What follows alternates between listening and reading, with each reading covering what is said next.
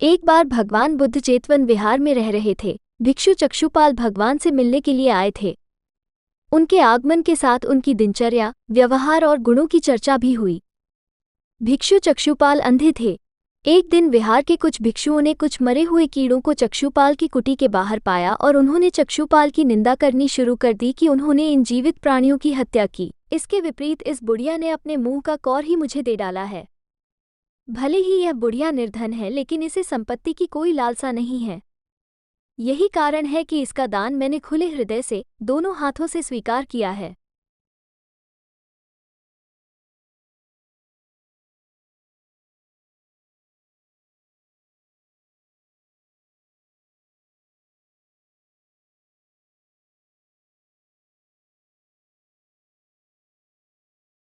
चिकित्सक को तो पता था कि उस स्त्री की आंखें ठीक हो गई हैं। वो झूठ बोल रही है। उसे सबक सिखाने के लिए या बदला लेने के लिए चक्षुपाल ने दूसरी दवा दी। उस दवा से महिला फिर अंधी हो गई। वो कितना ही रोई पिटी, लेकिन चक्षुपाल जरा भी नहीं पसीजा। इस पाप के फलस्वरूप अगले जन्म में चिकित्सक को अंधा बनना पड़ा। इसके विपरीत इस बुढ़िया ने अपने मुंह का कौर ही मुझे दे डाला है। भले ही यह बुढ़िया निर्धन है, लेकिन इसे संपत्ति की कोई लालसा नहीं है। यही कारण है कि इसका दान मैंने खुले हृदय से, दोनों हाथों से स्वीकार किया है। प्रेरक कहानी 2। परिश्रम और धैर्य। एक बार भगवान बुद्ध अपने अनुयायियों के साथ किसी गांव में उपदेश देने जा रहे थे। उस गांव से पूर्व ही मार्ग में उन लोगों को जगह जगह बहुत सारे गड्ढे खुदे हुए मिले।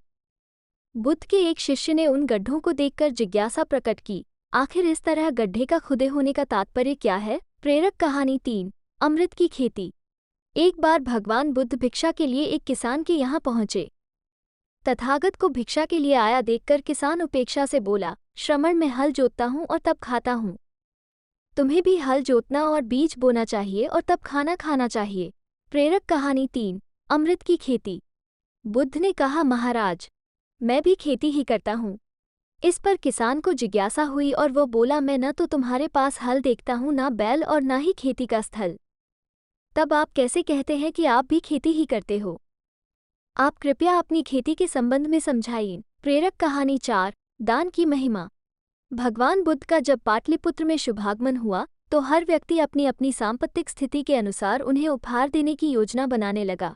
बुद्ध बोले, पानी की तलाश में किसी व्यक्ति ने इतने गड्ढे खोदे हैं। यदि वह धैर्यपूर्वक एक ही स्थान पर गड्ढे खोदता तो उसे पानी अवश्य मिल जाता, पर वो थोड़ी देर गड्ढा खोदता और पानी न मिलने पर दूसरा गड्ढा खोदना शुरू कर देता। व्यक्ति को परिश्रम करने के साथ धैर्य भी रखना चाहिए। भगवान बुद्ध ने निंदा कर रहे उन भिक्षुओं को बुलाया और पूछा कि क्या तुमने भिक्षु को कीड़े मारते हुए देखा है? उन्होंने उत्तर दिया, नहीं। इस पर भगवान बुद्ध ने उन साधकों से कहा कि जैसे तुमने उन्हें कीड़ों को मारते हुए नहीं देखा, वैसे ही चक्षुपाल ने भी उन्हें मरते हुए नहीं देखा और उन्होंने कीड़ों को जानबूझकर नहीं मारा है, इसलिए उनकी भर्त्सना करना उचित नहीं है। भिक्षुओं ने इसके बाद पूछा कि चक्षुपाल अंधे क्यों हैं? उन्होंने इस जन्म में अथवा पिछले जन्म में क्या पाप किए? भगवान बुद्ध ने चक्षुपाल के बारे में कहा कि वे पूर्व जन्म में एक चिकित्सक थे। एक अंधी स्त्री ने उनसे वादा किया था कि यदि वे उसकी आंखें ठीक कर देंगे तो वो और उसका परिवार उनके दास बन जाएंगे। स्त्री की आंखें ठीक हो गईं, पर उसने दासी बनने के भय से यह मानने से इनकार कर दिया, मैं वचन और कर्म में संयत रहता हूँ। मैं अपनी इस खेती को बेकार घास से मुक्त रखता हूँ और आनंद की फसल काट लेने तक प्रयत्नशील रहने वाला हूँ। अप्रमाद मेरा बैल है जो बाधाएं देखकर भी पीछे मुंह नहीं मोड़ता है। वो मुझे सीधा शांति धाम तक ले जाता है।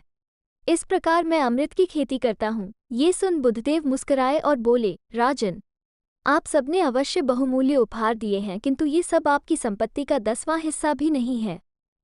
आपने ये दान दीनों और गरीबों की भलाई के लिए नहीं किया है, इसलिए आपका ये दान सात्विक दान की श्रेणी में नहीं आ सकता। भिक्षुओं ने इसके बाद पूछा कि चक्षुपाल अंधे क्यों हैं? उन्होंने इस जन्म में अथवा पिछले जन्म में क्या पाप किए? भगवान बुद्ध ने चक्षुपाल के बारे में कहा कि वे पूर्व जन्म में एक चिकित्सक थे। एक अंधी स्त्री ने उनसे वादा किया था कि यदि वे उसकी आंखें ठीक कर देंगे तो वो और उसका परिवार उनके दास बन जाएंगे। स्त्री की आंखें ठीक हो गईं, पर उसने दासी बनने के भय से यह मानने से इनकार कर दिया, कर्म में संयत रहता हूँ। मैं अपनी इस खेती को बेकार घास से मुक्त रखता हूँ और आनंद की फसल काट लेने तक प्रयत्नशील रहने वाला हूँ। अप्रमाद मेरा बैल है जो बाधाएं देखकर भी पीछे मुंह नहीं मोड़ता है।